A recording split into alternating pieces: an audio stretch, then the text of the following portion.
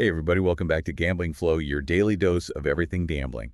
I'm Russell Kane, and with me as always is Fiona Blake. Happy to be here, Russell. Ready to get stuck into another deep dive.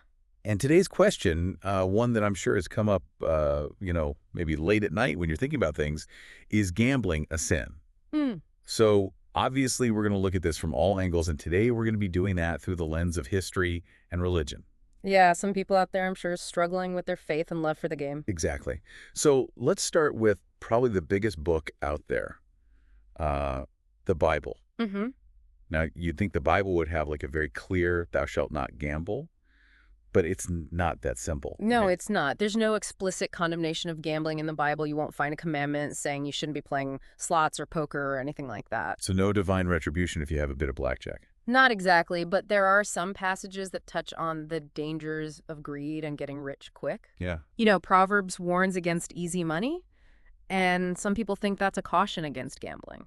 Yeah, that makes sense. I mean, if you're just focused on getting rich quick through gambling, you're probably missing the point Yeah, exactly. and overlooking all the potential pitfalls. And here's where it gets even more interesting, because the Bible actually mentions casting lots, which is basically making decisions by chance. And some scholars even see this as a form of gambling that was sanctioned by God in certain situations. So hold on, the same book that says don't try and get rich quick Mm-hmm. also says that God used a form of gambling. Yeah. I mean, talk about nuance. Yeah, and it just shows how much, even within one text, how many different interpretations there are when it comes to the games of chance. And it really emphasizes the importance of context.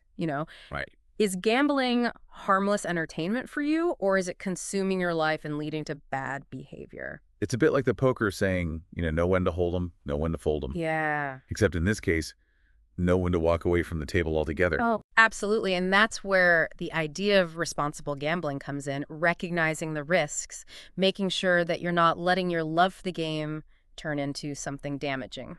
Now let's move on to Islam, because I think Hmm. they have a much stricter view on gambling than the Bible. They do. The Quran actually explicitly forbids gambling outright. It sees it as a societal evil. Really? Yeah, and the reasoning is actually quite compelling. Okay, lay it on me. So the Quran argues that gambling promotes false hope. It encourages people to rely on luck instead of hard work. Okay. And this immoral inducement, this idea that you're winning based on chance or manipulating odds, really goes against the principle of striving and earning through honest means. So it's not just about the act itself, but the sort of underlying reliance on chance rather than effort and skill. Exactly. The Quran also highlights the potential for exploitation and the negative consequences that can happen when you gamble too much. So it's almost like they're drawing a line in the sand, Yeah. really emphasizing responsibility and well-being, which is a pretty stark contrast to the Bible. Yeah, it shows how different religions have different interpretations of what's right and wrong, even when it comes to something like gambling. Okay, so we've got the Bible, which is a bit open to interpretation. We've got Islam, which is very clear-cut.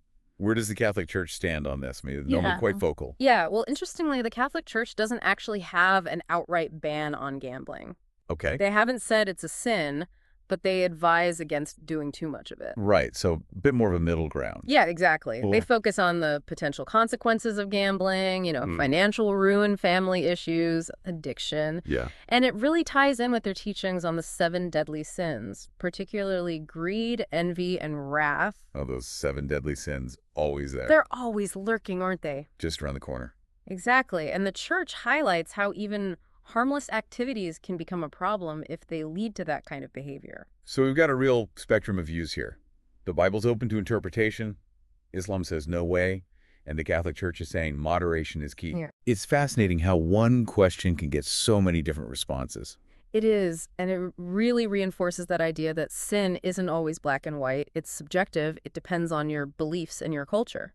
Which brings us to another point, the evolution of morality. Right. What's seen as okay or even as a sin changes over time, doesn't it? Yeah, it does. Yeah, it's like that saying, "O tempora, o mores," times change and customs change. And gambling is a perfect example. Yeah. Even in places that have historically had really strong views against gambling, like in some Islamic countries now, you've got lotteries, which were previously banned. Yeah, it's like views on smoking or certain foods, even they change so much over time. Exactly. So it makes you think, should we be holding on to these really old interpretations of what's right and wrong, or should we be kind of moving with the times? It's a tough one, but I think this whole discussion really highlights how important it is to be open to different viewpoints, even if you don't agree with them.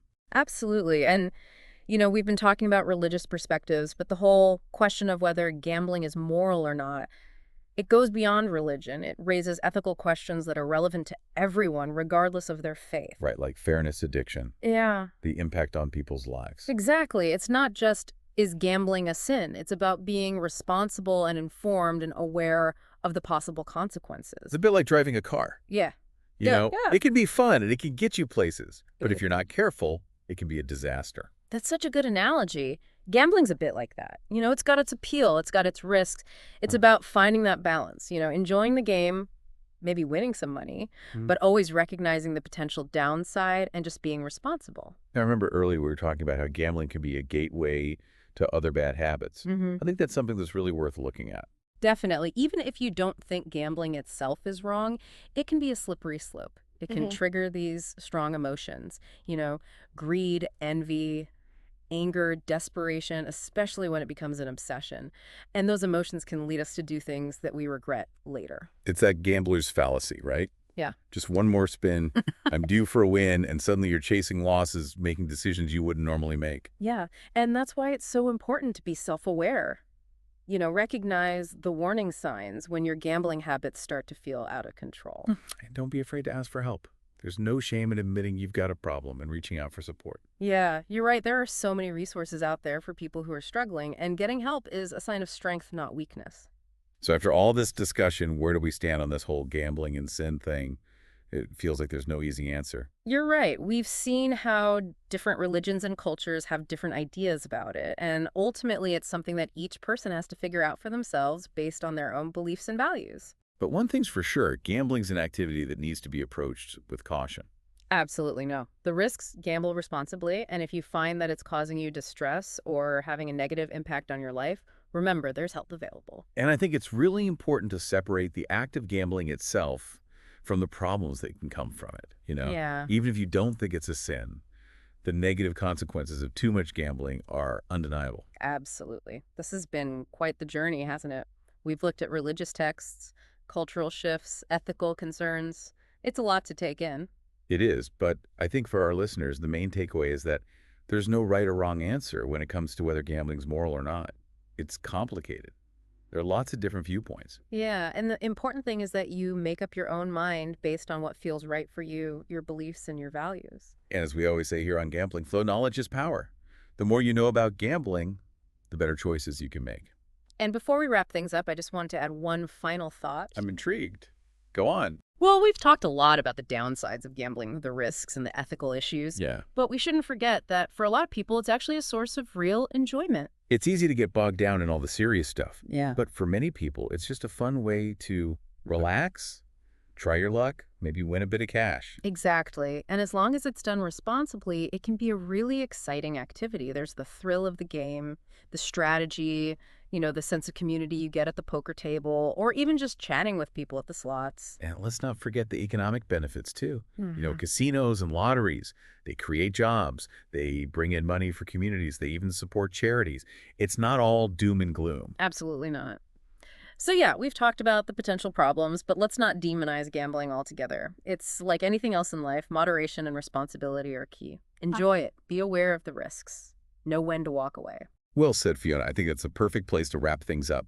Remember, folks, you can find us every day right here on Gambling Flow, talking about everything to do with gambling. We've got more great topics coming up, so make sure you hit that subscribe button so you don't miss an episode. And leave a comment. Let us know what you think. We love hearing from our listeners. It helps us to make the show even better. Absolutely. And if you enjoyed today's deep dive, spread the word. Share it with your friends, your family, anyone who might be interested in learning more about the world of gambling. Until next time, this is Fiona Blake, And Russell Kane, signing off from Gambling Flow. keep those cards turning and those reels spinning responsibly. Of course,